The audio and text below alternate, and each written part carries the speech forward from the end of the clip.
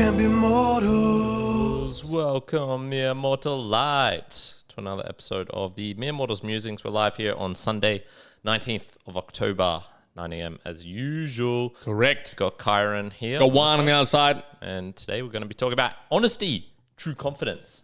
True confidence. Whammon. Honesty. Whammon. Whammon.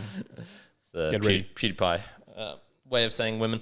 And yeah, so I didn't actually bring it today, but for those who are perhaps new to the Mere Mortals, what we do here on this podcast, we have deep conversations with a lighthearted touch, practical philosophy, typically talking about a topic that's kind of front of mind for us.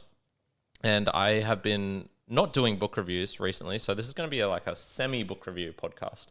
I realized I was kind of missing it today, and I actually did see some whammon today this morning. Whammon. There was a hot girl book club meetup, from what I could tell. What? There was probably like 10 of these girls walking around. Some of them had T-shirts on saying "Hot Girl Book Club," and I was like, I've definitely got the hotness, but I think I might fail on the women part of it, on the girl part of it. So unfortunately, I won't be joining that book club. But it did make me go like, yeah, it would, I do miss in a slight way talking about books. So unfortunately, I didn't bring the actual book to me today, so it's going to be very hard for those out there. But imagine, if you will, a book, and that's what we've got here today.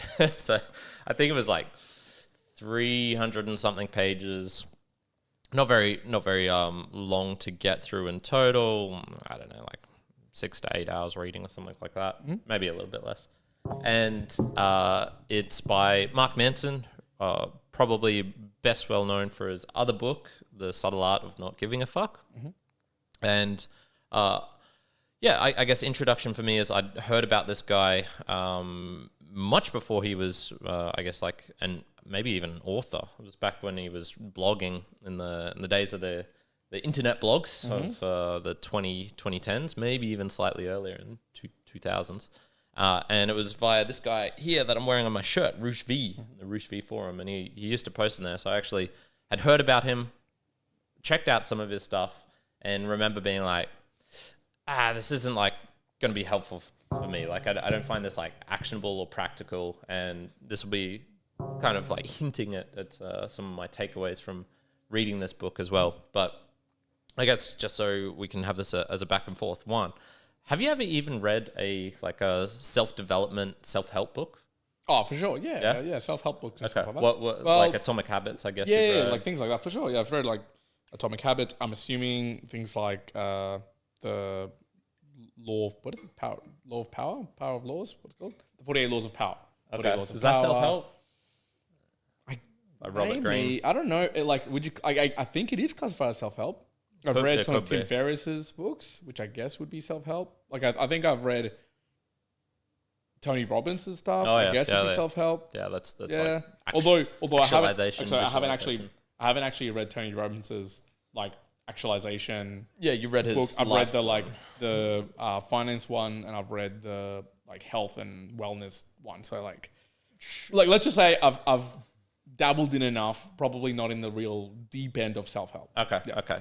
How about... And certainly never have I read a book on like pickup, game, none of that. How about psychology? Because that's also a little bit. What's again, type 1, type 2 thinking. Daniel Kahneman's Thinking Fast and Slow. Thinking Fast and Slow. Yep. Maybe a couple of books like that, but again, not a ton load.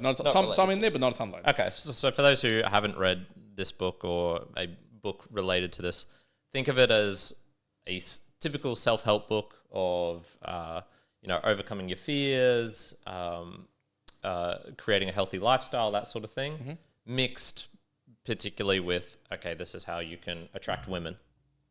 And so I see Cole in the comments saying this is a bad philosophy, guys. I'm not sure if he's actually referring that to this book. I wouldn't say this is a philosophical book, or nor even a style, because in the old pickup world there was like the mystery method, and so it was like a guy who would create his own method, which was about peacocking and wearing fancy hats, going to nightclubs, negging girls, all these sorts of things. There would be, I think there was a guy called Tyler Durden who had his own particular style. That they all Had their own created thing, their yeah. own thing. I wouldn't say that this is that. He's not advocating a style. branch, Yep. a style. It's certainly more on the self-helpy side of things than this is a particular method that I've invented and it's called the Mark Manson. Yeah. None of that. So just to break down the book, there's kind of three main parts with, I guess, like if you were to call something a philosophy around true confidence. And so he describes that a false confidence is what all of these other guys are doing, which is more of the fake it till you make it sort of mentality. If you want to get a girl in the back foot, so you neg her, which is giving a backhanded compliment. You got to push and pull. You got to, here's these openers and say something ridiculous to like get her attention. Did you hear about that fight that happened outside or something? All of these sorts of things. And he's saying, this is, it will get you results, but it's kind of taking you away from, I guess, your own personality, and you're trying to become someone else to a certain extent. He goes into it much more, whereas this true confidence method he talks about, true confidence philosophy, is more getting to the point where I would say that you're a natural, aka Juan. Juan's never had to read a book about picking up girls or attracting them or something like that.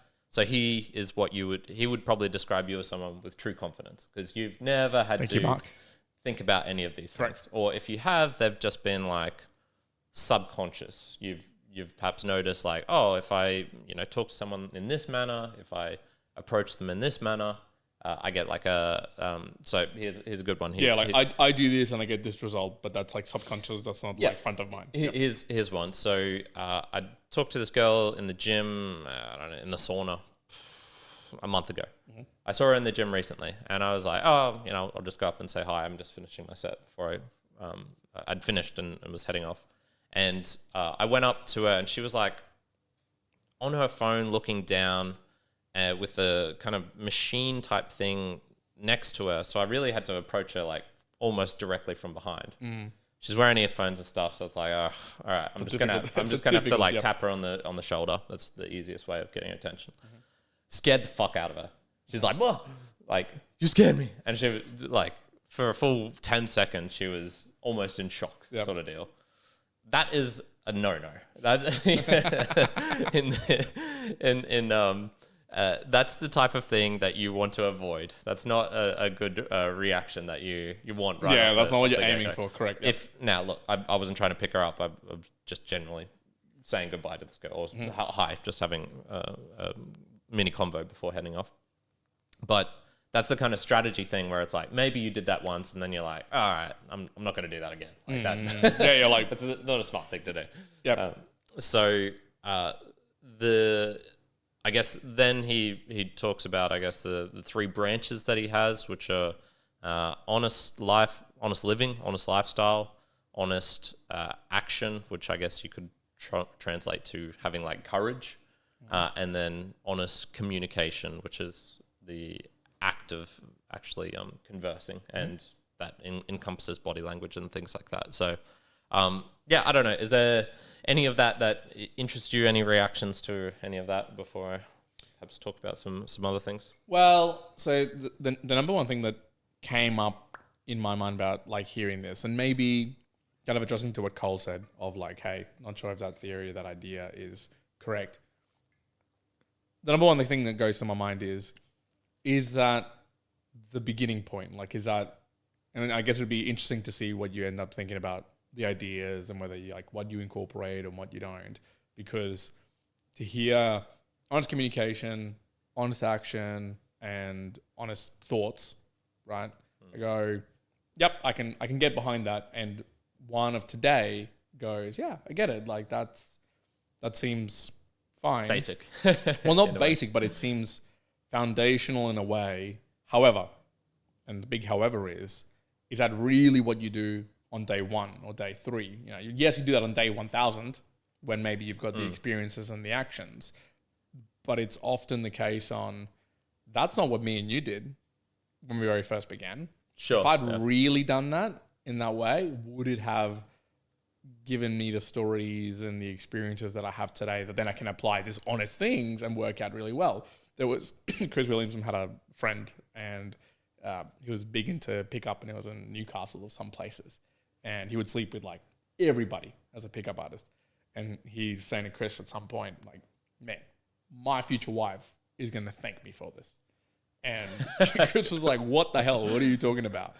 And he was saying like, when I'm with my wife, we're going to be out or we're going to be somewhere, and she's going to know, or he himself will know, that if a hot Brazilian chick walks by or something else walks by, he won't care because he's already done it. He's already tried this. He's done the experiences. Nah, so there's like, now, I was like, that sounds a bit coped. That sounds a bit copish because obviously he hasn't reached that.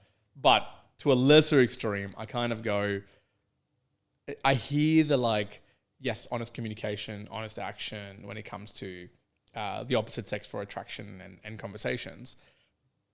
But there's certain experiences and certain like traction from 0 to 1 or 0 to 5 of just not even like sexual interactions, but just being with another individual, like kind of the banter, the back and forth, the understanding, the relationships, that maybe you do need to have that extra variable, that extra peacocking, the extra, not just confident, but like overconfidence, a little bit more extreme, so that you do end up having those experiences over life. That's my, I won't like go more into it, so I think we'll talk about it further. But I think I'm like, when I hear that, and it's kind of like when I hear the pickup artist world and I hear that sort of stuff from Mark Manson, I go, again, I don't think it's at the total extremes. It's somewhere in the middle. However, and again, this kind of my philosophy in life is maybe starting to verge towards this, is that I would rather, I think that when it's like from 0 to 1 or 0 to 5, from the beginning points, rather than the 90 to 95% type of like, I don't know, skill set or confidence or whatever,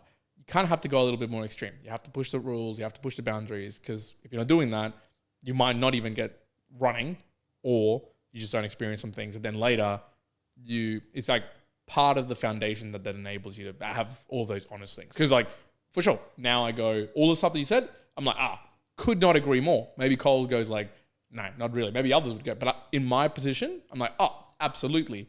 But that's with, years of experience and doing different things to then be in this position. So that's my So you've ruined it. My I thought this was final. I thought this was Kyrin was going to land with it. So my overall like summary of the book, or learnings from it, I guess you'd call it. And we'll jump into the particular sections perhaps after the Boostagram Lounge. So Once talked about how he's like a natural. I am the opposite of that, which is, hadn't kissed a girl until I think it was like 19, maybe something like that. And that was drunkenly at a party, and she came up to me. Actually, no, it would have been 17 because it was formal after party. But the aspect for me was, I had gone through a lot of these pickup artist books and had, used some of the skills, their techniques, the openers, the philosophies, the Rouge V method, that sort of stuff. And whilst certainly have not slept with hundreds of women like that, that guy you were just mentioning, I did learn enough from it to actually see some results, aka going from 0 to 1, getting my first date, meeting the first girl, getting a first girlfriend even, and et cetera, et cetera. I'd do it all again. If you like put me back and you said like, oh, Kyrin, you found Mark Manson at this particular, branching that you were at, follow him more and like discard Rouge and any of the other people that you listen to. I don't think that would have worked. And it's as you mentioned, his advice is what would I say it? He's the guru who's higher up the mountain. He's the Correct. Zen. He's Correct. the Zen koan of, what is the sound of one hand clapping? It's the level up from where you begin. And so his advice, whilst I think like ultimately more beneficial, more truthful, perhaps where even a lot of the pickup artists would agree to later on in their life, is just simply not practical enough for the layman, the non-natural coming in and being like, well, what do you mean? Like, I've tried being honest with women before. I've tried to, talk to them in like a heartfelt manner and things like this. And it's just always fucked up. Or like, I've never gotten anywhere. And so I think you do need to like learn the stupid stuff. It's almost like if you've got zero confidence, you first need to get false confidence and then you can get the true confidence. And that's kind of the whole dichotomy is not the right word. The whole philosophy of fake it till you make it. You know, you got to fake it and then you make it. Yeah, and then you continue. Yeah, and then you've made it, so then you've got the confidence to just continue on. Yeah, and this is a tricky subject of who you listen to for advice and how you get to things. So, let's say his speciality is attracting women, and that's kind of his shtick, I guess. For me, it would be something like handstands. I'm obviously very good at it. People see me at the gym, and they'll sometimes ask questions and things like this.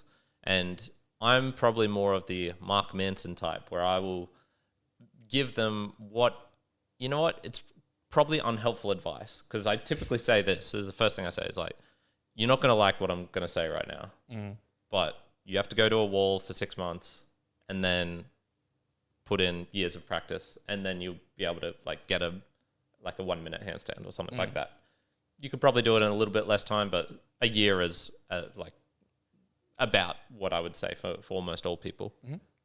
And, no, it does not require any core strength. Don't work on your abs. That's not helpful. Your wrists are going to hurt, and you'll probably never really feel that you're good at it. You're always going to be kind of sucky. That's not what a beginner needs to hear. They need to hear like, yep, do this many kick-ups, train this much per day, tuck in your core, hold your core, even though you don't need to tense your abs while doing a handstand. It's something that perhaps they can feel that they're doing, and it feels like they're making some progress. And then eventually they'll learn like, oh no, you didn't actually need this all along. Yeah, like I'm just gonna say for something that they can focus on, it's something that at least they can actually interact with in their body, as opposed to like the tiny little movements of the wrist and the fingers and stuff like that. Some pointers that they could try and observe in the first 2 sessions, in the first 2 weeks, but that won't matter in 2 years' time. And so I'm certainly more of the Mark Manson, like, it's my advice is not helpful for someone who's coming up for me and telling me that, which is why I also then typically say, hey, I've got a friend who comes to this gym who's a PT here who teaches handstands, the body weight journey, check him out. So that's kind of my typical thing, which is like, I'll at least give them what I think they're looking for, even if I can't be the one to provide them for that. So, when he talks about this book or when he talks in the book, I typically feel like he probably should say, go check them out, try it for a little bit and see what you think of the other types of advice that you get. And then you're probably going to come back at some point after realizing, yeah, you didn't ultimately need that all in the end, even though it is certainly more actionable and can give you something to work on. He also talks about, the metrics. Guys focus on these things. How many approaches did you do in a night? How many did you do in a day? How many numbers did you get? How many first dates did you get on? Like, how many women did you sleep with? And variations of all of that. And he's like, yeah, okay, well, like, what are you honestly trying to get out of all of this? Do you just want to play the game of this? Because, yeah, sure, it's a fun game for a little bit, but then it's also a challenging game, and also you'll probably learn a bunch of stuff which isn't that helpful. So, yeah, it was that's the learnings from the book. One intuitively understood without even having to read the book. Read the book, yeah. But I'll buy your ebook if you write one. If I write one, no, I think it's the hard thing. It's like, before we get into the Boostagram Lounge, and maybe Cole is what Cole meant in terms of the philosophy, but it's like, part of the reason I remember me wanting to call the podcast Mere Mortals was because I wanted to have conversation with other rudimentary individuals, mere mortals, and it might be people who have like scaled up. Rudimentary. People who had like scaled up and are doing big things. But again, I was more interested in what is it that they did prior to becoming, number one or really successful. Because I guess that is the more helpful thing to most individuals wanting to know. There's probably very, very few people in the world that are still doing exactly the same as they were doing ages ago. Probably like Elon Musk, right?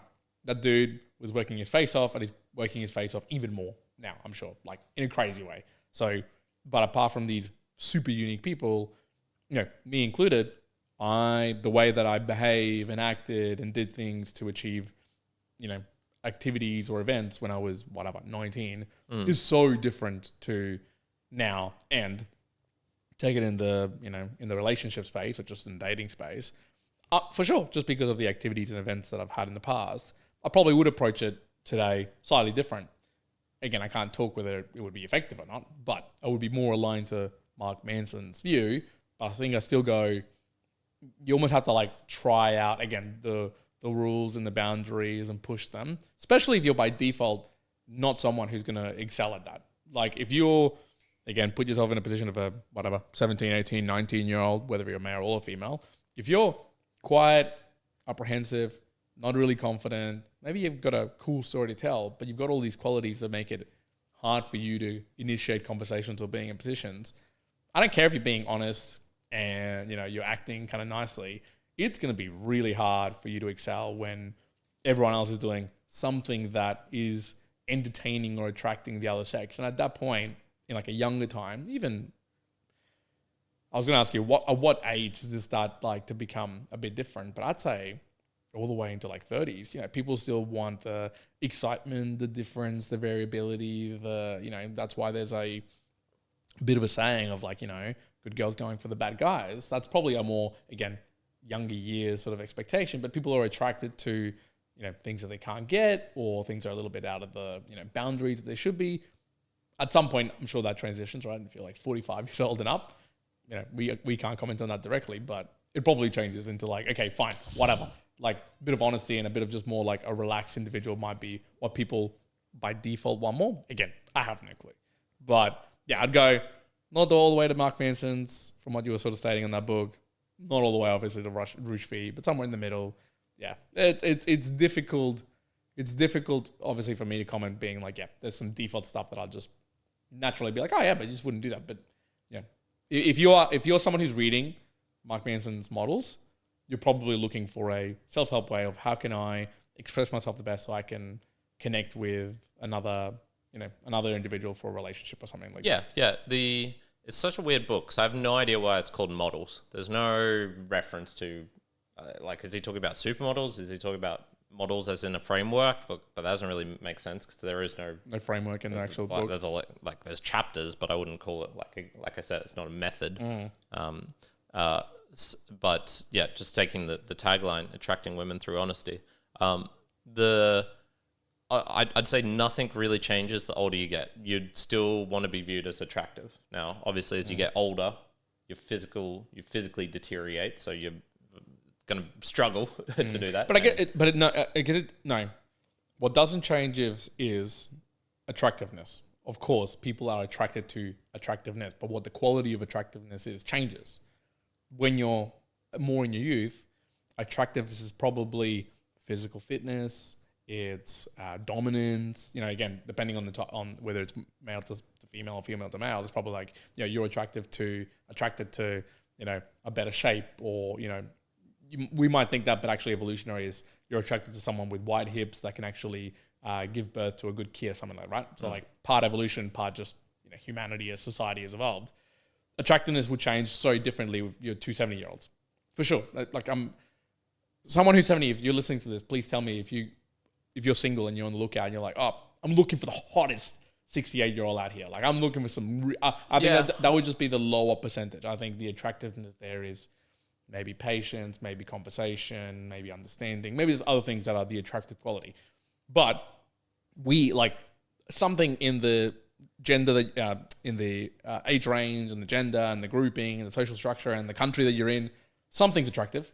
And if you're, what I'm saying is in the younger years, the attractiveness is certain things that I'm sure everyone can disseminate from the different areas that you live in, right? If you're in Africa, a bit of a thicker lady is more attractive than a thin lady, right? Because they're also seen as like, oh, they're well fed. Right? That can be different in South Korea. That can be different in terms of the skin color that you'd want to have from an Asian country versus Western countries where you want to be tanner. So attractiveness is different, but at different times, that's very different indeed. And like right now in my 30s, as someone with kids, the attractiveness for both me and my wife is like, well, we're attracted to each other with communication and spending time with each other. The qualities that we might have like first met each other are very different. Like, you're not attracted as much per se of like, well, has he got a six pack and is he doing this? Nah, not necessarily. Like my wife always told me she was really attracted by my intelligence, right? Again, people can like say what they want because I'm dumb. Yeah, I was going to say, man. So like, she lucked out. She lucked out. You either fooled her or she's fake it till you make it. I'm still faking it. But it's like, the things that are attractive can change, but humanity as a whole, there's attraction. And again, if you're in a group of 100 people, right, and you are the most unattractive, unintelligent, least like confident, least dominating, look like what the typical beta individual is, and you come at it with like, I'm going to be honest and I'm going to talk my feelings, I'm just statistically saying I don't think it's going to work out that well for you. Like, you would be better served in self-improvement, aka become fitter, become better, be more confident, talk more, do all the various things that you just by default are thinking as you're listening to this, yeah, okay, that makes sense, because it does elevate you in what you would call the status games there.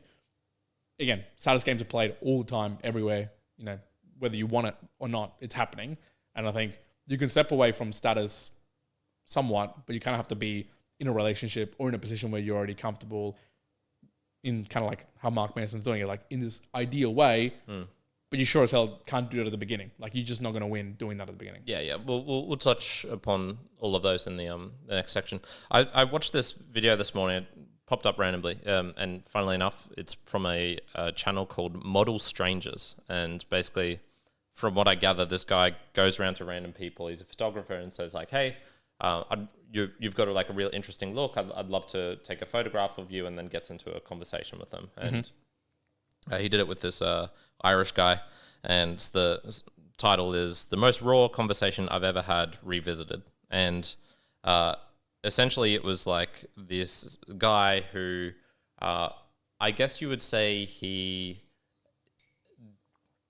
failed in life in a certain respect, and he himself says this, which is he doesn't notice why he failed, but he just says he fails. And essentially it's this older guy who's like, he admits like he's obviously very intelligent by the way that he talks, but it's a misused intelligence. He didn't apply it properly, I guess, if you had to say it. So he's like, I wanted to be wealthy, but I didn't make it.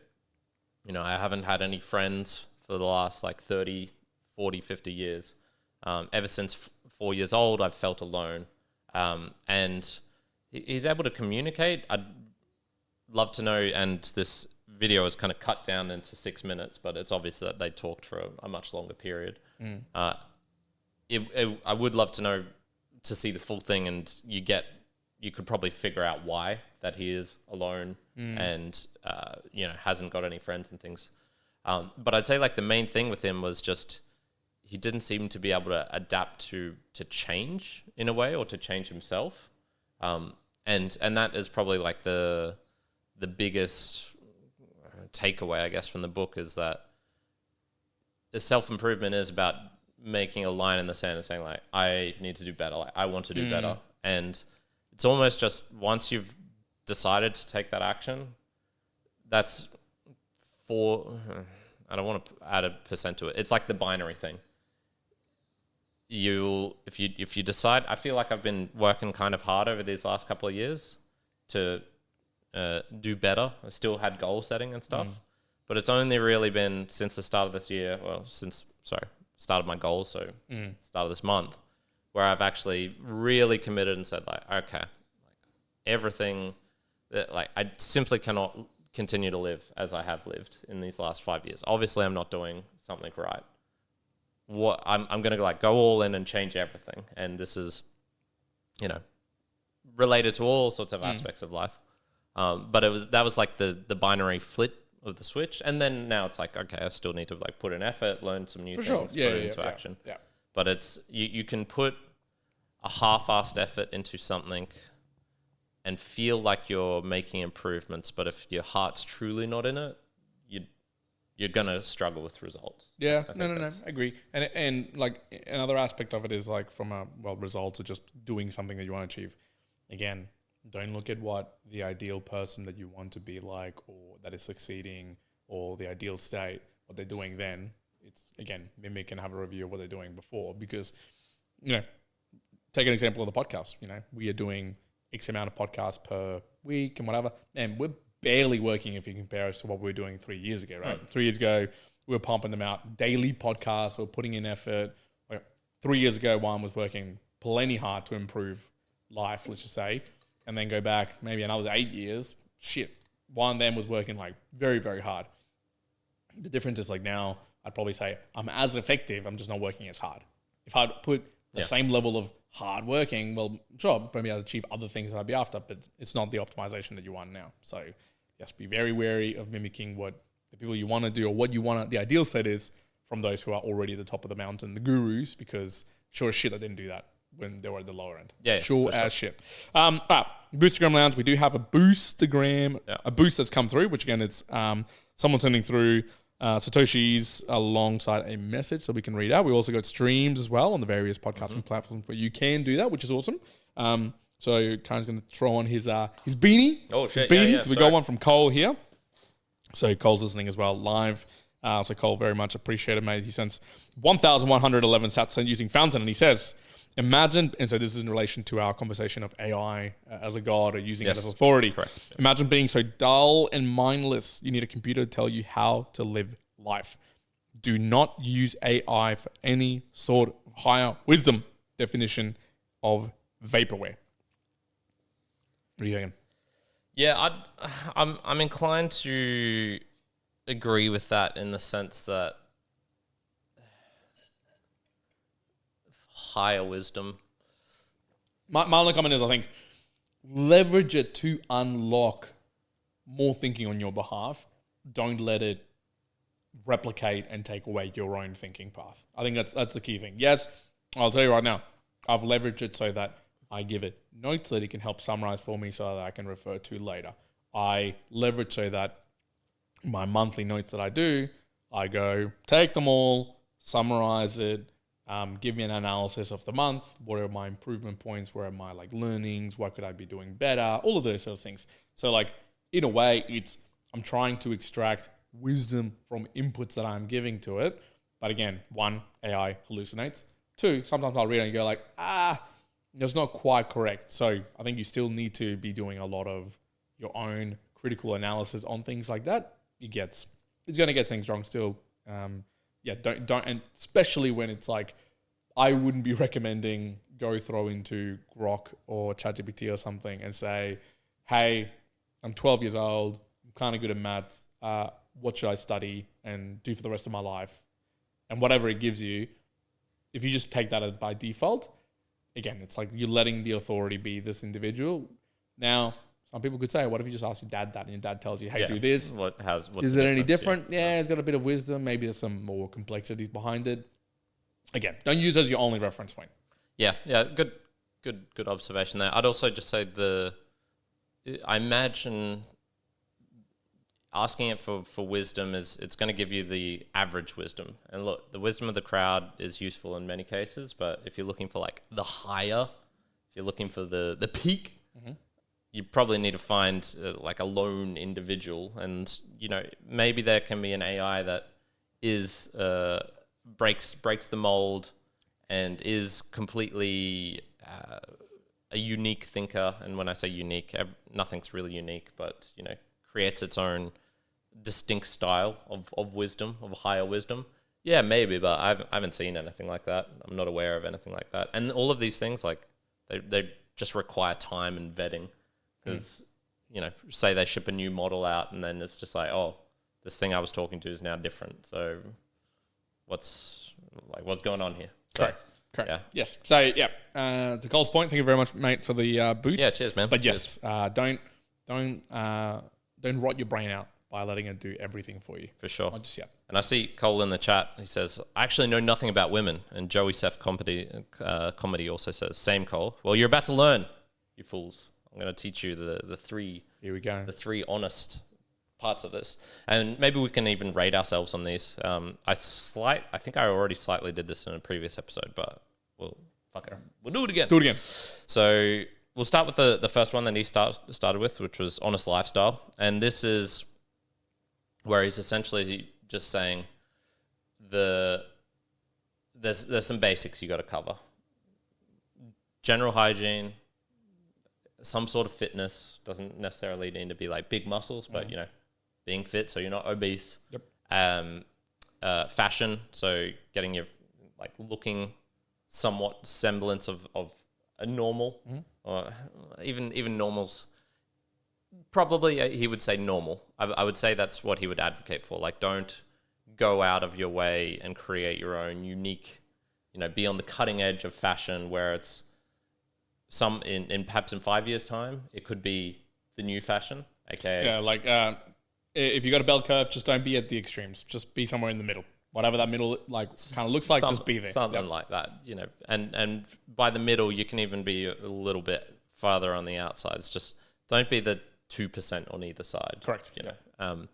Go a deviation away, but not like a few deviations away. You start again okay, it's a bit weird. And then it also just talks about, if you're unhappy in your job, this is also part of the lifestyle. I remember reading a bunch of these things in the past of lifestyle stuff, and it would talk about altering your lifestyle so that you're in contact with more attractive women and by default. And so type of thing they would say, become a DJ, become a club promoter, become a photographer, become like a yoga instructor or something like that. Where else are places that women congregate? Things like that. And, I always that struck me as like, well, you're doing something then for the women, so it's not really for you. It's a lifestyle change, but if you're doing it for them, that's not helpful in a sense. What was one thing that did always strike me. Nevertheless, the reason I went to yoga in the first place was that I was like, oh, I'm got the opportunity. Maybe I can talk to some girls here. I think I would talk to maybe one or two when I first started going to it at UQ.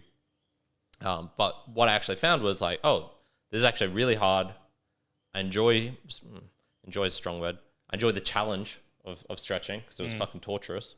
And I did enjoy working on my flexibility because I knew that I thought it was cool. It would help me out with other bits. And now, I've done a lot of it over the years, and sure, there's still some interaction with women there, but that's certainly not the reason that I go to most of these classes, or at least it's not the main reason.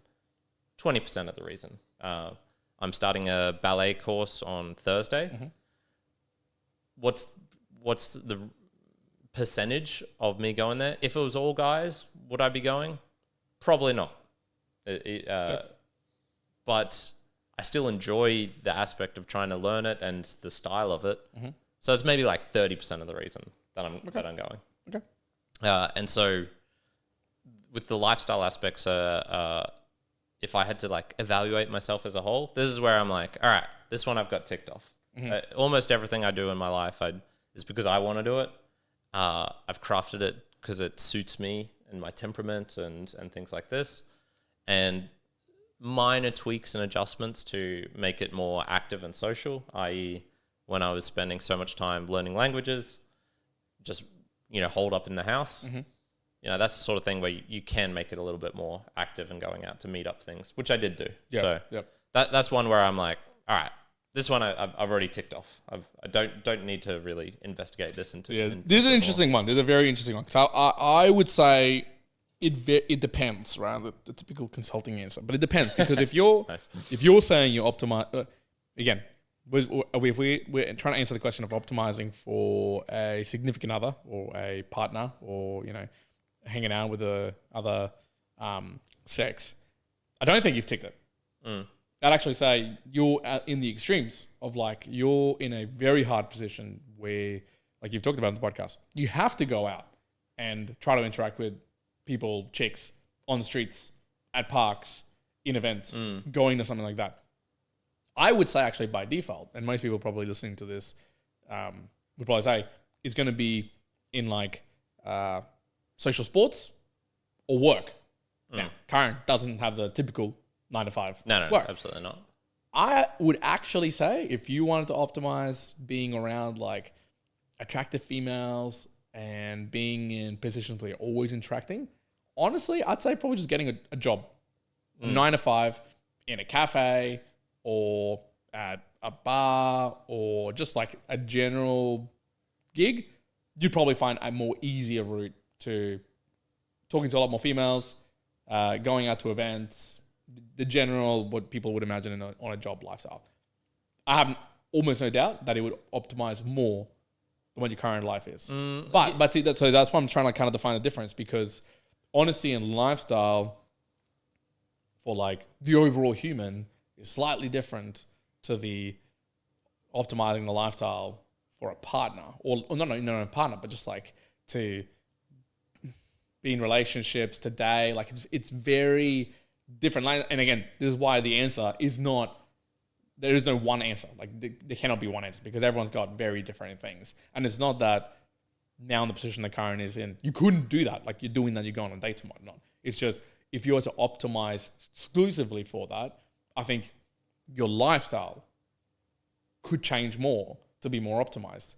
But then obviously then wouldn't be optimized for the other things and the other stuff that you want to do. I should clarify. So in his portion about honest lifestyle, it was not about getting out there as much as you can and putting yourself in front of them as much women. Perhaps should have said this better. So the other stuff that I was reading back in the past, the Roosh V sort of stuff, that's what they were all talking about. Like optimizing your lifestyle for being just in contact with as many women as possible.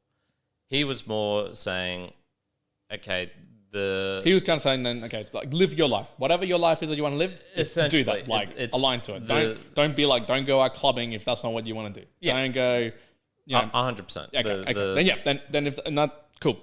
Tick. And the reasons why this is attractive is because you're not doing it for the women. You're doing it for yourself. Sure. Yeah. If you're really into handicrafts and model train sets and stuff like that, you're feel free to do this. And funnily enough, brings to mind have you seen the meme or the video from ages ago where it's like a little kid in his house, parents next to him. I have no idea why this is getting filmed, and he's got like it's not even a model train set. I think it's a little carousel wheel, and he goes, "Let's go." I think he's Danish or European or something, and then he clicks a button, and then you just see like this little carousel go around. Yep. I saw like a follow-up video of him, and now he's like a DJ or something like this in a radio station. He's got like very pretty girl next to him, and he does the exact same thing where he's like, let's go. And this is one where you could say, okay, extreme introverted hobby, uncool, things like this, but he translated it into something where it did put him into like contact with a female, and has perhaps given him some status and things like this. So this is probably more what Mark Manson's talking about, which is the living your life so that you'll, I guess, can look back on it without regret in terms of where you spent your time. Did you spend it doing the things that you really wanted to do? That's a really hard statement though, because what if like, again, if you do something that brings you a lot of joy or that you really enjoy, but it reduces the Venn diagram of the percentage of you being able to get with the broad amount of our population. Let's just say you go, I'm a nomad, but you don't really work, and you really like model train sets or going after like literal birds and finding things. Yeah. And so the percentage of females that potentially then are interested in that or that like will appreciate that and care to be around you maybe goes from 80% to 2%. Let's just say 2%. Now, let's say an aspect of you is, but you really want a partner. You really want a relationship. But because of the way you're living your life, that never eventuates. And so you're 75 years old, you're still alone, you never found anyone. Do you at that point go, oh yeah, but it was worth it because I left my life, but you didn't fulfill the relationship aspect. And like, I think that's a reality where often when I hear the Mark Manson thing of like, but live your life and do the thing, all good and well, but what if you never achieve the one or two things that you still wanted to do, right? Or the relationship thing. Yeah. What if you say like, but I want a lifestyle where I don't work out. I'm just a fat fuck and I just die.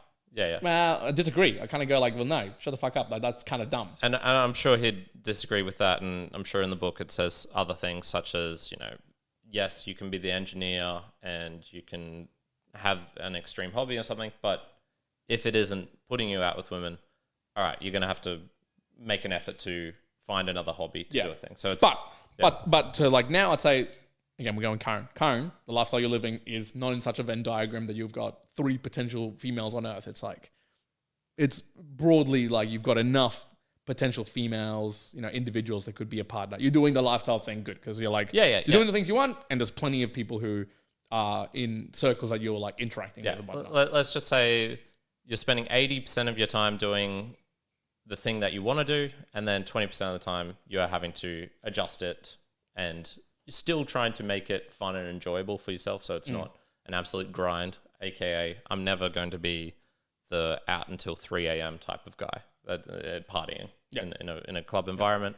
I hate it. I'm not a fan of that at all. And so make sure you're not doing that just for trying to attract women. So all right, jumping on to the next one here, which was honest action, which was courage, essentially what it was all came down to. So this section was really all about anxiety, overcoming fear. Most of it was related to the aspect of just talking with women in the first place. I think most people, when they're in a conversation, they're fine. You can still have aspects of anxiety related to like, okay, like how do I ask for the number? Or how do I go for a kiss? How do I escalate physically?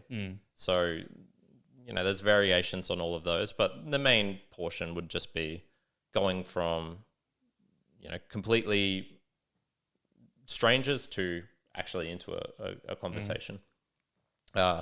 This is the one where I felt a lot of affinity towards him, which was that I'm not naturally super outgoing, and I think he himself said that he's pretty introverted just by nature.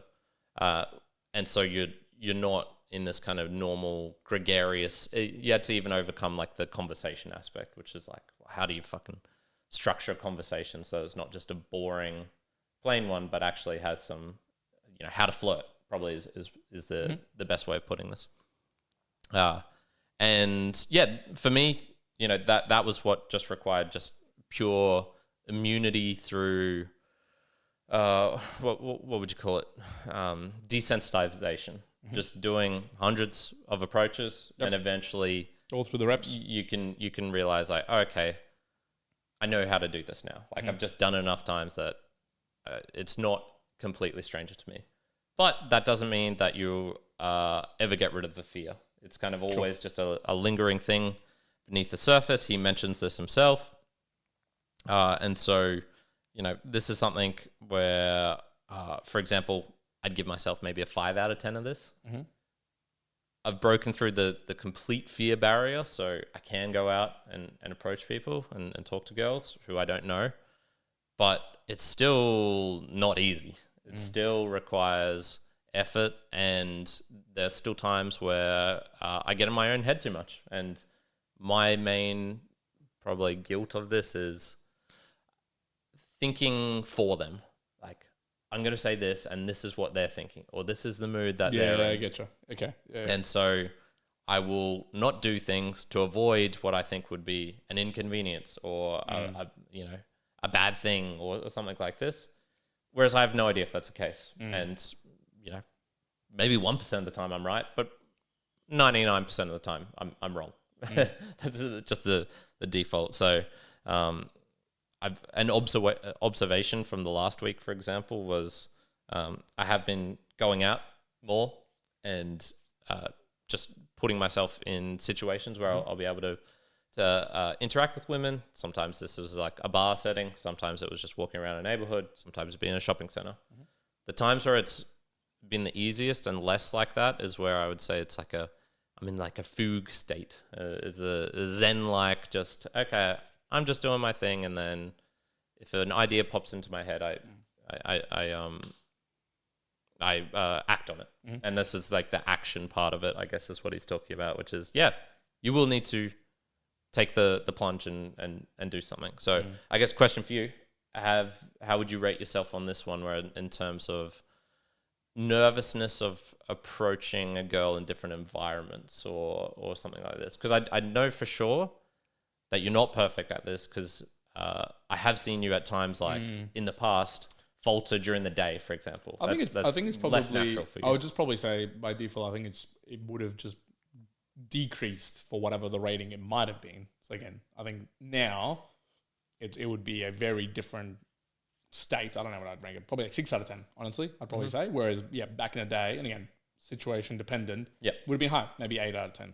But when you're speaking of like the Zen-like state, I specifically remember, especially in the scenarios or the areas where I was confident and so the action could follow, it was just like I was zenning out. I was just doing whatever I wanted, basically. Again, one of... You ever see Juan in a nightclub doing this? It was a very memorable like half-hour stretch, I remember, at one point back in the day where, and again, there's nothing like crazy. It was just, I was by a bar, like we were there with a couple of work colleagues and we were having a drink or two. And I remember, just for the fun of it, being like, hey, I'm just going to compliment, and again, this part of the Mark Manson maybe, I'm going to compliment genuinely individuals. Like, again, this is like the subconscious piece. If I looked at it back now, again, people want to be complimented and people want to be like, if you make someone seem interesting, they're going to like that. So subconsciously, I somehow was doing that and not consciously trying to think about it. I was just like, oh, I'm just going to compliment and talk to basically everyone who I find interesting and pretty that was walking by. And I think it was like in a period of 30 minutes, like 9 numbers. And I think I approached probably like 30 or 40 people, like literally in half an hour. And it was just like bing, bing, bing, bing, bing, no. I remember people, my work colleagues at the time being like, what is going on? Like, this is absolutely insanity. But if I recall then, I go like, I was just like such a state of like, it doesn't matter what I do. Like, I'm just going to do whatever comes to mind, whatever I feel like is a nice action to take. So I think by default, I had that probably higher. Now it's a partly as obvious nature, but part of it is just the muscle. Like, when you don't do it for a long time, the skill of it just goes down. So it's probably now it's what default state it probably would be. Which would be like 6 out of 10 for me. Okay, yeah. In the book, in this section, he's got an example of a guy who, a friend of his, who would go around to girls and ask them, hey, can I pee in your butt?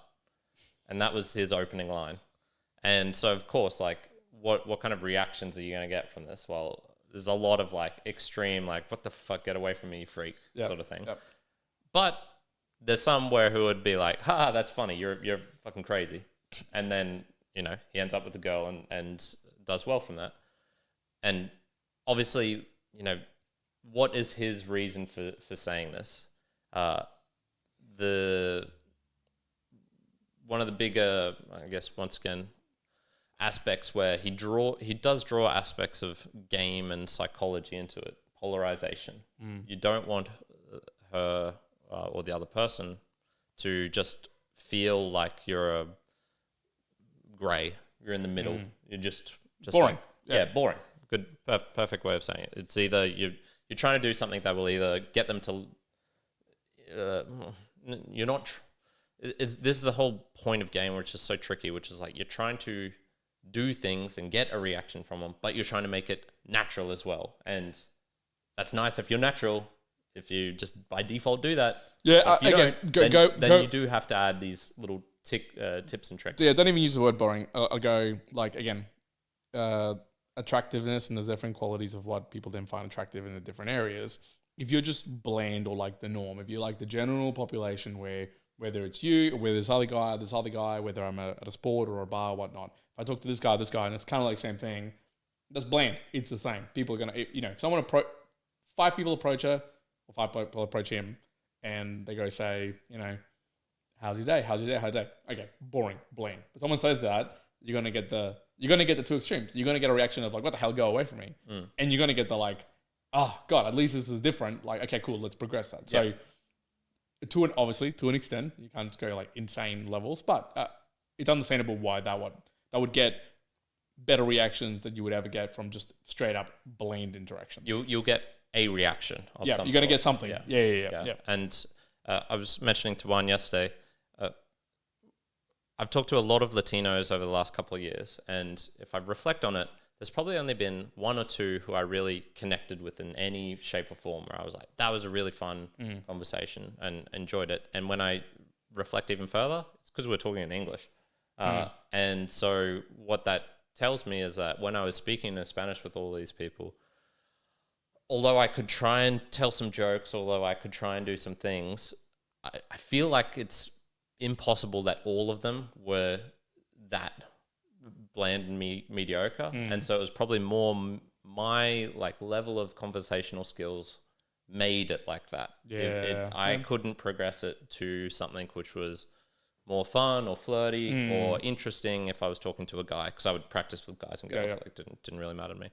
And so that was kind of one of those ones where I'm like, yeah, okay, you know what? I was doing zero polarization when I was talking with any of them. It was simply like the most mediocre conversations. And even though my skills could improve and I could talk about other types of things, the wordplay, the tricks of language, I simply just didn't have enough skill to be able to do that. So yeah, you can see how that applies even in like another language, and that has made me go, yeah, you know what? Boring conversations is ones to avoid. I gotta try and spice it up. And that's why I even had, was it in my monthly goals for this month, where it was like have something. Yeah, it was have something. Prep an interesting topic before going out to the world. So I could simply, at the very least, if I meet someone in the gym, which I do every day, there's all the sorts of people there, regulars, just have something somewhat interesting to talk about. Oh, I found a drone in the park. I did find a drone in the park. It's something. It's something different. Yeah. Like, oh, what the fuck? The other one as well, I think that I think it does, I haven't really seen it often be discussed, but I have seen it like in some books and whatnot, is because it kind of falls in the line with the self-help, is if you're out there and you kind of like, I don't know exactly how am I going to be doing it. One thing is just become so obsessed on the not self-help, but in the self-improvement on something that you care about, to be so good that you are like at the top 1% of whatever the hell that is. Because in the Venn diagram of the opposite sex that actually cares for that, or that, that finds that attractive, you're then at the highest status of that particular level of whatever it is, right? Example of Kyrin, handstand. Like, you spent a lot of time in handstand, becoming quite good at handstands. Shit, I'm sure if you find an individual who kind of like is interested in that, they'd go, wow, this dude is like top level at this. That's going to give them like an extra couple of multipliers on the level. Again, what example does that translate to when you're a bit younger, right? Again, it comes to like sports or intellect, something like that. Just fucking double down on becoming really good at something that you care about. And I believe you me, that will help you so much along the way of just being seen as, again, higher status in whatever that pool it is that you're playing. And it's not that, it's what ensues. You're not focusing on, hey, how can I improve my status? It's, hey, I really enjoy tennis, or I really enjoy soccer, or I really enjoy being fit. Cool. Push that as much as you can and elevate your game to as much as possible for the personal reason. And believe you me, that will ensue in giving you a higher status in that space by default, because you're just being obsessed and passionate about something that has attractive quality. Again, going back to attractive, if you had to ask someone who cares about handstands, and then it's like, hey, that guy is shit at handstands and that guy's really good at handstands, she's going to be attracted to the guy who's good at handstands just by default, because she cares about it and there's attraction to that quality. Yep. And again, part of that is the confidence and the effort and blah, blah, blah, blah, blah. So yeah, one of the things that I've seldom heard being talked about is just become really obsessed about your passions. Do that really well, and you will find some gravitation of people that come your way because of that. That probably plays into the meta of the true confidence. He doesn't express it like that, but I think that would be one way to get to true confidence in something, which is, yeah, you are just so good at something, and you've passed the Dunning-Kruger of not of thinking that you're decent at it just because you simply don't know enough, and now you're actually like more in the expert. So you've gone back. You're starting to go back up. Yeah, your confidence matches your actual skills at something. So that's certainly a good way of trying to do that. Last topic here: honest communication. And this section was him talking about. I dominate this, by the way. I'm beyond the 10 out of 10 on this sort of shit. Absolutely. And I am sub-dominant on this. I'm -2. Nah, I'll give myself a 2, which is... If it has to be said, I stole a mate's phone. I stole Joey's phone way back in the day. Yes. And in half an hour, managed some insane things on his phone. Chatting with a girl. Yeah. And there's just half hour taking someone else's complete perspective and achieving some, which is very impressive, because I guess that was internet dating, so Joey had never talked to this person before, so she there wasn't a preset, correct. So she just assumed that this was him actually talking. I guess the whole aspect of this, which was what are you, if you are playing tricks and tip, if you are playing the games, what kind of person are you going to meet doing this as well? And this is where he's getting more into, okay, if you're a man, yes, the visual aspect is 90% of, 100% of the straight attraction straight away. And you have to be the one making the moves. This is just, wired into our biology. Unfortunately, for people like me who don't like being as assertive as Juan, as unnecessarily assertive. This is one where I've had to make severe efforts over a long period to become more assertive. And the I guess meta was, if she's the type of girl who likes to play games and you're playing games with her, that can kind of work, but then you're just ending up with this, dishonest communication between two people because you're both trying to fucking play games. When there's like a mismatch on either way, you can get some results, but the in terms of like actually sleeping with them, but are you actually attracting them, or is this just kind of like a false like attraction? It's like you're trying to cover up deficiencies in yourself by doing these random things, like negging a girl, like making her feel bad, or I think that lands at like the use of your language and tone and body language or whatever it may be. I think it's very dependent on the level of game that it is that you want to play. And what I mean by that is it's a very short-term game, very different. Like there's obvious differences that you do that versus a long-term relationship or not even like, let's not talk, it's not even like relationship, like a work person, right? It's like a work person. If you're interacting with someone at work, you should, and there is very varying ways that you might interact with someone who is that you don't know and you're not going to have much of an interaction with. It's just like a one-off transactional thing versus someone who you're trying to create some power wins or better relational structure because you need them to do X, Y, Z over the next 17 months, whatever. Very different, right? And again, the way they use your language and your tone and stuff like that, all super different. To give you like a super clear example, someone recently that I just had to interact to get some sort of information from them. It's a slightly professional, very easy, a little bit of fun, get the answer, thank you very much, have a great day. Bang. There's nothing else. There's nothing to play around. But if it's someone that I need to have a positional power over or to get them to do something else, and this is where some people might call it like it's manipulation.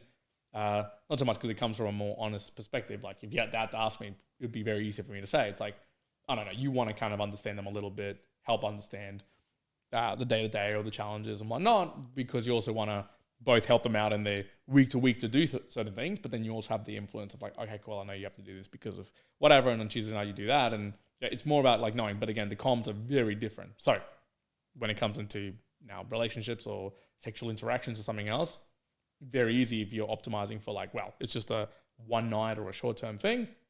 Of course, at that point, neg for your life, you want variability, you want the extremes, you want them to seem like really interested, you want fast movements versus someone who you're trying to maybe build something up with, which again, it might be, you might begin at that point and then it starts transitioning when you know them. But it's more about knowing the human, knowing the back and forth. You'll end up finding some mutual point of where the jokes that you tell, what this person like, dark humor, not dark humor, like that level of how far do they push it? All that stuff is things that you like push the boundaries with in communications. One thing I remember you saying a long time ago is like, you don't like the back and forth chatter. You want to kind of get it to like, no, it's to get it to like the next meetup and whatnot, or by emojis, by sure. text, right? And again, I'm not saying fucking waste your time on 1,000 messages when you want to be like short, sharp, and make the movement. But again, it's like kind of just very, very dependent on the human and the individual that you're interacting with and what it is that they find a good level of interaction versus not a good level of interaction. And interestingly enough, I guess, as much as that, I would say like, oh, here's some examples of like in my past, that was probably the big one where I think it's evolved so much again with technology that I honestly wouldn't say that there's any confidence we both could give of anyone who's young, because I couldn't tell you if it's mostly like Snapchat type video. Is it videos? Is it like through a platform? Is it through fucking Discord channels? I don't know what the best way is when you're like a younger individual back in the day or like now, and especially like fucking whatever, 10, 15 years from now. But I think it still dominates the idea of, you have to know what you're kind of optimizing for in the comm space. Is it short, sharp transaction or short, sharp fun? Or is it building the rapport, building the community, the environment, how you like have that conversation? Superbly different. Intent is the probably best intent. Yeah, that's good. Yep. What's the intent of it? Much like there's a very subtle difference between gambling, speculation, and investment. As you were describing with your work, there's a very subtle difference between helping someone, persuasion, and manipulation. And they can all look very, very similar. But the intent behind it is like, are you actually trying to help this person? Are you, doing this for your own personal gain, or are you doing this like to make them lose or something? And this was probably the overall thing of his talk about communication, which is, if you're going up to them, and you're skirting around certain issues like sexuality, or you're uncomfortable with sexuality or being sexual, if you're uncomfortable around certain topics, if you have these feelings of inferiority because of a certain job that you're in, or how you look, or whatever it is, the purest form of it, the most honest form of it, is in his mind the best form. And even if that results in lesser attraction resulting from a better that girl, than faking something, yes, and then having to keep it up. Correct. And then eventually ending up with someone who you're having a miserable time with and things like this. So this is probably the trickiest one for me, because it's how much do you analyze versus not analyze certain things. So like I mentioned, scaring a girl from the front is not from behind is not a good thing to do. Ideal. That's a poor method of communication. So you got to fix that. So it's like, okay, obviously I have to make some changes to my behavior, or think strategically so that I don't do that to someone. You can then take that to the extreme where you try and map out an entire conversation, and you're, saying certain lines which you think will trigger certain things from her. And then if she says this, then you say this. And there are books on game which go into all of this. Like it's almost like, here's how to have the perfect conversation to get her back to your place or something like this. Yeah. Which is and the I think opposite.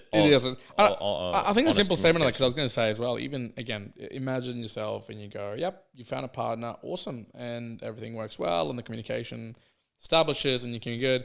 Things change at 1 year, things change at 3 years, things change at 5 years, things change as the phase of life goes through. You got to adapt. The communication style changes. It all changes, right? And if you're not willing to adapt it, then you're fucked. You're like absolutely fucked, because the other person will change, right? That's just by default. Things will change. They're not going to just stay the absolute same.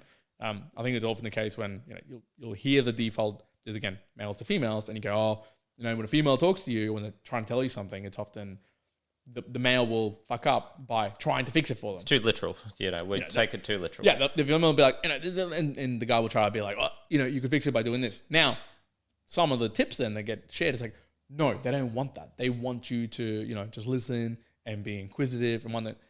Motherfuckers, sometimes they also don't want that either, right? And it's like, if you don't have enough reps to read the individual and to know the human, if you know them for a long time, obviously it's easier. But if it's fresh interaction, whether it's work, relationship, whatever, if you don't have the reps to read the human, read the individual as they're interacting, then you're fucked. Because sometimes someone might come to you and say something and they actually do want, and you could get to the literal of being like, hey, do you want me to answer or do you want me to just listen? Sometimes you can do that. Sometimes you got to read the human, do it by reps and being like, you know what? Again, we don't do this as consciously, but as humans, we subconsciously go like, okay, 99 times out of 100 females, they come to me when they say this, they get angry when I try and give them. Okay, I probably won't. Yeah, but maybe there's 1 or 5 times they're actually like really desperate and they're really sad and they're communicating this way. They actually want me to step in and do something. Okay, you got to know that. But again, kind of like the whole point of this thing is like, you're not going to know that until you go through the reps of doing that so many times where you do have the data set to be able to go like, okay, I do know when that happens or I don't know when that happens. And sometimes it's better to not be with someone where you are trying to do something which you can't do. One of my exes, I remember it was like I needed to be a mind reader to really be able to communicate with her effectively. And I'm not a mind reader. Like, it's not one of my skills of being able to understand this 1 in 1,000 time you're trying to say this, or this other time you're on this variation because you're feeling this and you're trying to say this way. Like, I need it much more literally. And so that, honestly, it was never going to work out if I think of it and really go like, okay, that, or maybe it could have, but we would have had to have done a whole lot of work to really find a suitable middle path for the both of us. So yeah, it's tricky. For me, when I think of this, expressing intent, sexuality, body language, eye contact, I struggle with. Smiling with eye contact is something I struggle with. Broaching hard topics, awkward conversations, all of these sorts of things is like, I know I'm not great at it. It's simply just not my wheelhouse to... I'm definitely very sadistic when it comes to that. You're sadistic? Like I'm sadistic in the sense of like, if someone was partly confrontational, partly, make it for fun. Again, I'm the guy who's standing on the side of the road and I'm there with my wife and we had like my wife's friend and with the kids and cars were going by and I was fucking waving to them, shouting hello. Yeah. Like I'm that person. I'm even the person you'll like this. I won't disclose too much information just in case, but recently at one of my daughter's events, I won't say what it was, but at a daughter event, you'll know because it's on Saturday mornings. Two parents almost got into an actual bona fide fight. And again, this is not about like sexual and whatnot, but it's just part of me was the more relaxed dad of being like, okay, I'll be here with my daughter. We'll kind of like separate and let it happen. Part of me was the default sadistic one, being like, I want to get into this confrontation. Like, I want to get into here and do this. So yes, by default, there's some sadistic, crazy part of me that, like, if you say like looking people in the eye and whatnot. Again, it's like when you go to events and people look into each other's eyes and it's like, oh, that's a good tough thing. It wouldn't be like, it'd be weird, but I would almost see it as like a challenge. Like, I'm not going to blink. I'm not going to stare, like look away until this person like stops. I would find that interestingly fun, not like maybe other people would be like, oh man, I'm a bit like scared by that. Sam Harris talked about how he used to play that game in the New York subways and he would look at people and there would be certain types of people who he would just get into a staring match with. And he described them as psychotic or, playing a game of some sort. I guess he himself is also... He framed it as an experiment. Yeah, so like, he's doing it, damn it. So he's off on the clear. But that is certainly one. I tried to do it yesterday. It's going to be my month of goals for next month, which is walking around a shopping center, and I was trying to look people in the eyes and maintain eye contact, and it's just very uncomfortable for me. I really dislike it. It's just something about it. And I don't particularly want to do it. Like I was going to say, I don't particularly want to do it, but having the need to do it, then I will do it. But it's like not an absolute thing that I want to do. Let's put it that way. Yeah. Like I'm not psychotic in the way I'm like, I eyeball everyone who's like walking by. No. Yeah, but you'd certainly do it more than myself, which is just, I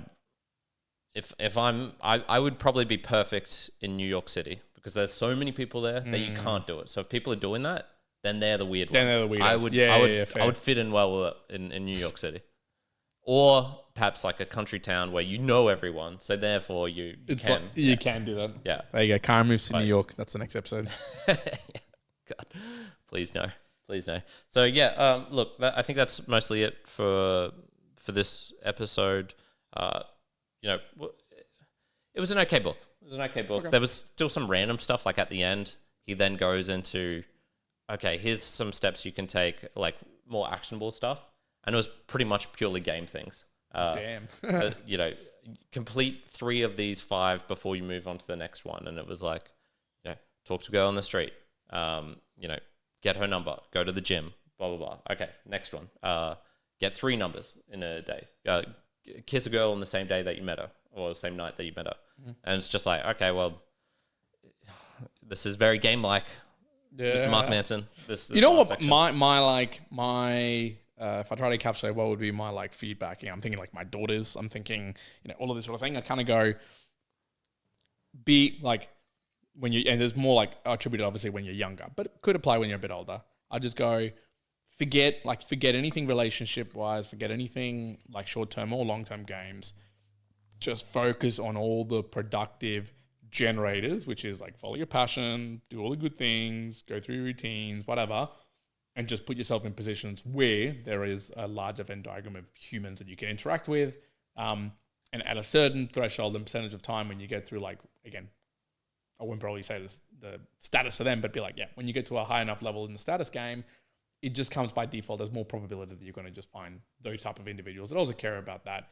And at that point, once you've got the confidence, because you are good at that, you can kind of step forward and start doing a bit more different things than at the beginning you really probably wouldn't have been able to do in the first place. But because you have the confidence of, again, much easier for you as a good handstander. If someone else was doing some handstands near you, it's relatively easier to have a conversation around like what you do, or if they ask you questions. I'm completely comfortable going up to a random person, random situation, and I feel zero anxiety about that. But if you were next to them on an Olympic lifting platform and they were doing snatching or they were doing clean and jerk technique and like moving, it's slightly different for you to go up to them and kind of like have a conversation in relation to that. Yeah, there might be more general confidence, but specific to that, it's a bit more difficult. So I think that my general tendency would be just double down on the being, work on yourself in like the passions and the things that you care about. And again, you can work on confidence and speech and all that. You can do that to a point that then it's just not a roadblock to then having those conversations. The last thing that this book's inspired me to do is I have never read a women's version of this, which is the woman's how to like attract a man, that sort of thing. Oh yeah. It won't be helpful in a sense in that I'm not trying to attract men. Sorry, all the men out there. You're not getting the. Well, what is helpful is to understand the other foot. Well, I think to a certain extent, and also the observations that they make about how males respond, which is probably something that goes over my head or that I don't think about. Which is in this book, I think a female could read this and then there'd be certain sections where it's like, if you're interacting with her this way and she says this, or if you respond like this and she does this, perhaps even the aspect of scaring her, for example, from coming up from behind. That might not be something that they realize is a complete something that would turn them off from a guy instantly if that happened. Fucking maybe they work in a Halloween store where customers are randomly jumping at them or something.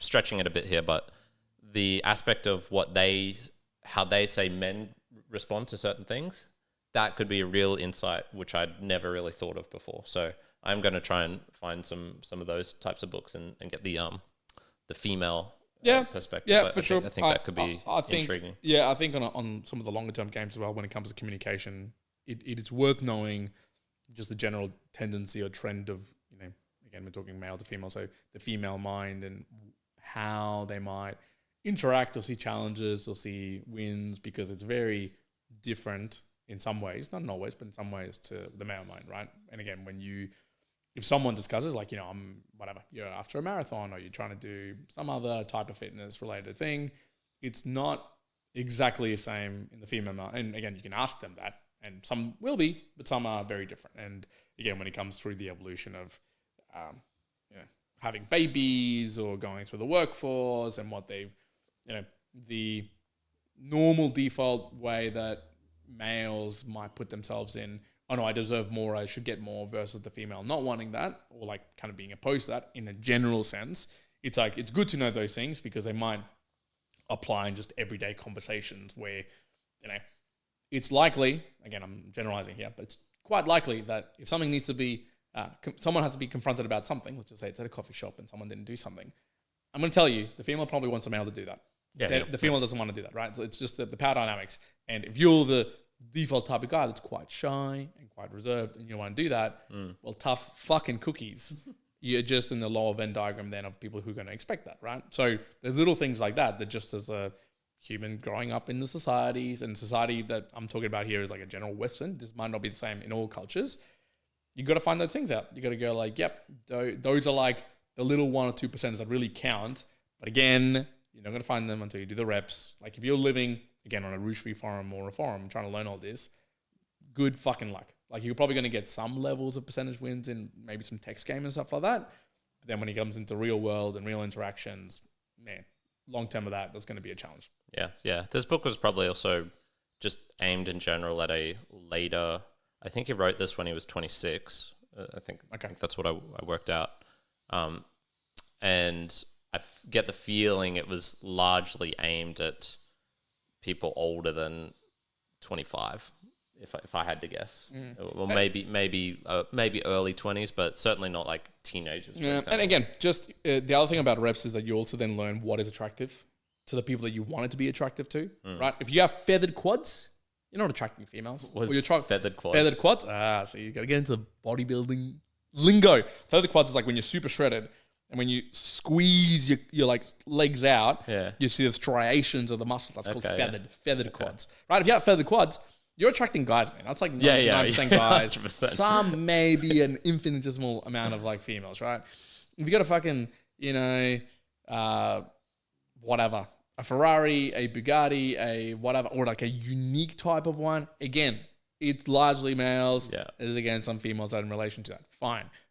If it's something like, I don't know, sprinting or tackling or rugby league or something like, again, it's just there's particular things that are attractive to mostly probably the people that you want, that you think it is going to be attractive to, right? Like if you rock up with feathered quads to the run club, okay, there's probably going to be some, but some others don't give a fuck, right? In generalness and attractiveness. So what is attractive? It's like some of the things that we already talked about, but it's the confidence to speak or to be able to be, upfront and have the confrontation, the slight confrontations that make it happen.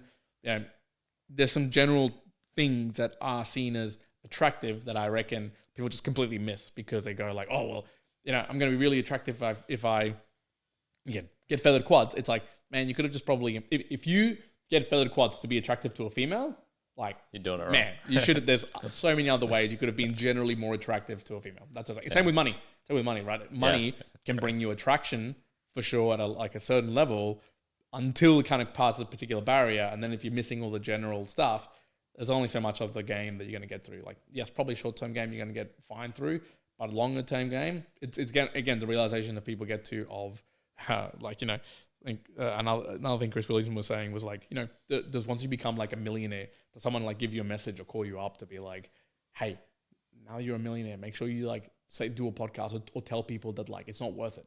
Like it's not worth the lots of money. It's like no one does that. You just kind of realize when you have money that you go, actually it's not that much different to have 2x's or 5x's. And actually it didn't solve all of my problems. It solved money problems, but it doesn't solve problems. Yeah. Same thing. It's like having money gives you money boosts, but it doesn't give you the whole way of long-term relation. It doesn't fix your communication and your confidence and stuff like that. I know multi-millionaires, like nine-figure people that, man, fucking suck here, the conversation and confidence stuff like that. Suck. I know people earning 8-figure per year and like I could run rings around them in terms of conversation. But, the skill sets have gotten them and luck and passion and fucking energy have just gotten them to certain things. So you don't get that by fucking default, right? If you got the money as well. Yeah. So watch out for that.